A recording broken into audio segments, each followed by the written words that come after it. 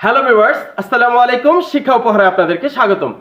বিভিন্ন চাকরি পরীক্ষাতে এই প্রশ্নটা কতবার এসেছে হিসাব নেই, ভবিষ্যতে আবার থাকবে ইনশাআল্লাহ। দেখেন, ছোট্ট একটা টেকনিক ফলো করলে আপনি এই প্রশ্নের সমাধান খুব দ্রুত সময়ের মধ্যে বের করতে পারবেন। দেখেন কিভাবে বের করতেছি। চিনির মূল্য 10% কমে যাওয়ায় চিনির ব্যবহার শতকরা কত ভাগ বাড়ালে চিনি বাবদ খরচ একই থাকবে? সেই ছোট্ট টেকনিকটা কি? আপনি যেটি করবেন, আমরা জানি 10% মানে হচ্ছে 100 টাকায় 10 টাকা। 100 টাকায় কয় টাকা? 10 টাকা। তাহলে আপনি এখানে লিখবেন 100 গুণন দিবেন হচ্ছে 10। যেহেতু 10% বলছে, আপনি 100 গুণন 10। যদি 20% থাকতো 100 গুণন 20। এখন যেটি করবেন, দেখেন এখানে 10% কমে গেছে নাকি 10% বেড়ে গেছে?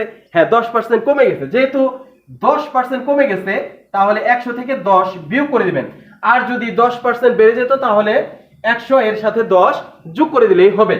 এখন যেটি করবেন, একটু ক্যালকুলেশন করেন।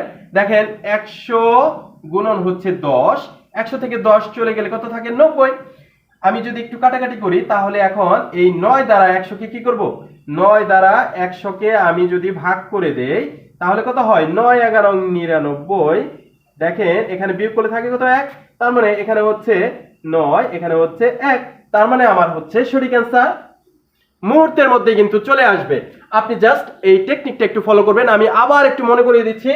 10% থাকলে আপনি 100 গুণন 10 লিখবেন, 20% থাকলে 100 গুণন 20 লিখবেন।